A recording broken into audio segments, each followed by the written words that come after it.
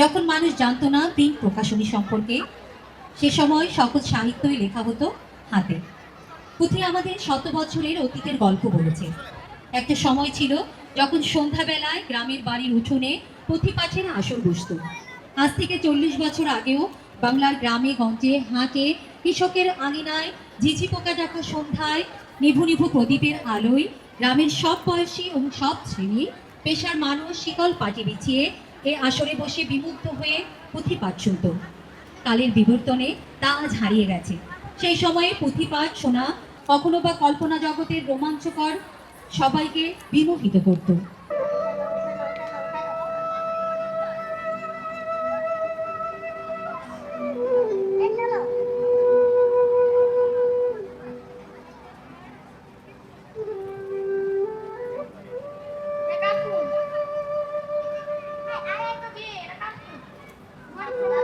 কি হয়েছে? অনেক হয়েছে, চলো বাসায় যাই। চলো না, চলো চলো চলো চলো। আয় আয়, তোদেরকে ভুল শোনাই। ষষ্ঠারে ভরসা করে হাতে নেই কলম, নবীজিরে দুরূদ সালাম আমি এক কদম। শোনেন শোনেন বঙ্গগণ, করেন মনোনিবেশ, আমার তোমার জন্মভূমি সোনার বাংলাদেশ। উত্তরে হিমালয় পর্বত, দক্ষিণে সাগর, মধ্যখানে পূর্ণভূমি এক সোনার আগুন। আরে বাংলা আমার জন্মভূমি, বাংলা আমার ভাষা, জানতে বাংলার ইতিহাস মনে জাগে আশা।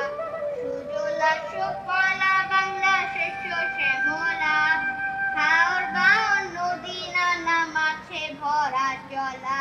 নদীর মাতৃক বাংলা আমার যেদিকে তাকাই, মনোরম শ্যামন বাংলা দেখিবারও পাই। আরে দেখিবারও পাই, আরে দেখিবারও পাই।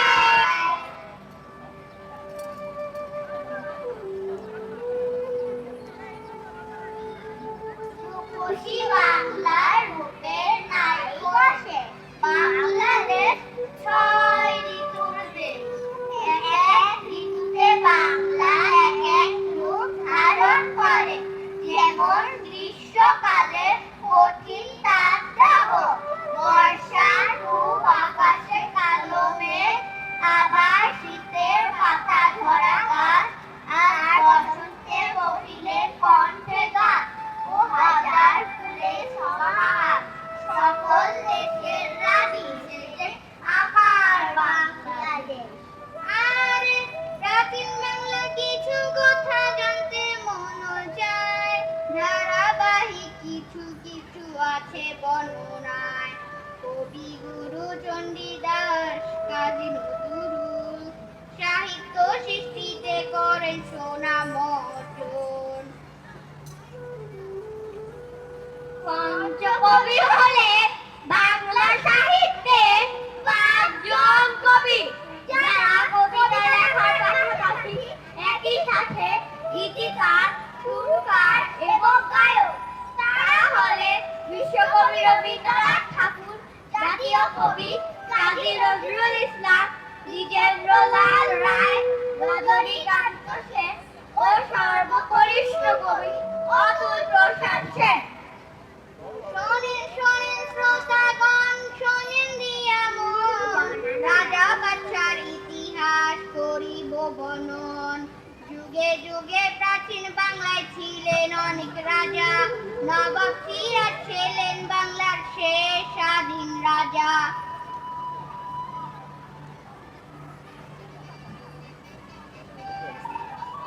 বাংলা বিহার উড়িষ্যার মহান অধিপতি, তোমার শেষ উপদেশ আমি ভুলিনি জানা।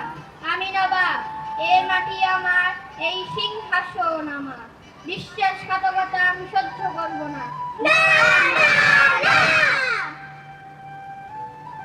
আরে বাংলাদেশে নানান রঙের অনুষ্ঠানও আছে, রঙে রঙে বৈচিত্র্যের সুনামও আছে।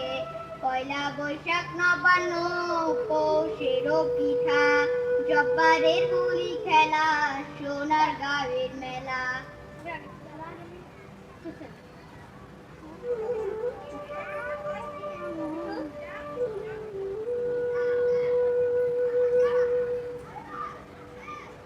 জব্বারের গুলি খেলা এক ধরনের কুস্তি খেলা। চট্টগ্রামের আব্দুল জব্বার সমাধান এই খেলা সূচনা করে। যদি বছর শিল্পীদের নানানানি সময়ে সোনার গায়ে লোকশিল্প মেলা হয়, যেখানে মূল আকর্ষণ থাকে পুতুল নাচ, নাগরদোলা, জাদু ও কাশিল্প।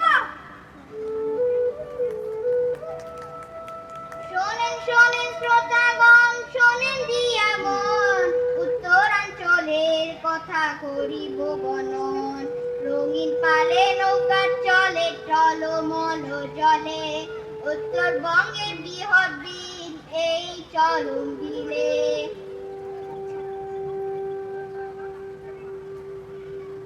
বাংলাদেশের উত্তরাঞ্চলে বৃহত্তম জলাভূমি চলন বিল। প্রায় 1000 মাইল বিস্তীর্ণ জলাভূমিতে জীববৈচিত্র্যে ভরপুর এই চলন বিল। একসময় বছরের সব সময় এখানে পানির প্রবাহ থাকতো, তবে বর্তমানে চলন বিল অস্তিত্ব সংকটে ভুগছে। জীববৈচিত্র্যে ভরা চলন বিল রক্ষায় আমাদের সচেতন হতে হবে। আরে প্রাকৃতিক সৌন্দর্যের বাংলা লীলা নিকেতন, পুষ্পপল্লব বৃক্ষরাজি সৌন্দর্যের কারণ। পাহাড় পর্বত নদী নালায় ঘেরা চারিধাপ, মাঝখানে পাহাড়েতে চায়ের বাগান। চা বাগান মানে হলো এখানে চা চাষ করা হয়। বাংলাদেশে অনেক চা বাগান রয়েছে, বিশেষ করে সিলেট অঞ্চলে, এবং একটি গুরুত্বপূর্ণ কৃষিক্ষেত্র এবং বাংলাদেশের অর্থনীতিতে অবদান রাখে। বাংলাদেশের চা বিশ্বের সেরা। শোনেন শোনেন জনগণ, শোনেন দিয়া মন, মাছে ভাতে বাংলার কথা বলিব এখন। নদী মাতৃক বাংলা আমার খালে বিলে ভরা, রুই কাতল চিংড়ি ইলিশ খেতে ভারী মজা। খেতে ভারী মজা, খেতে ভারী মজা।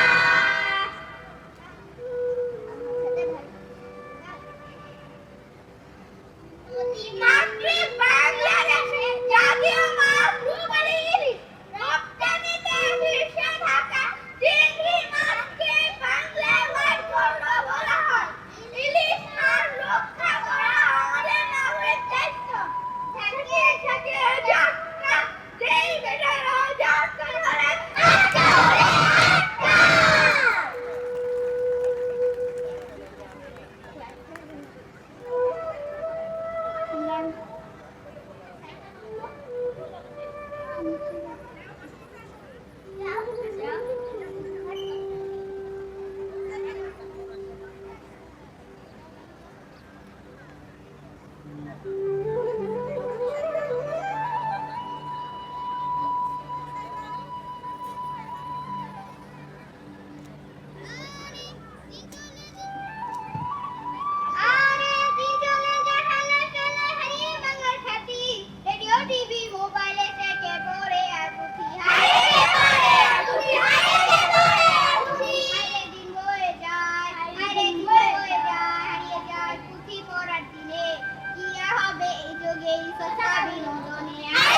বিনোদনে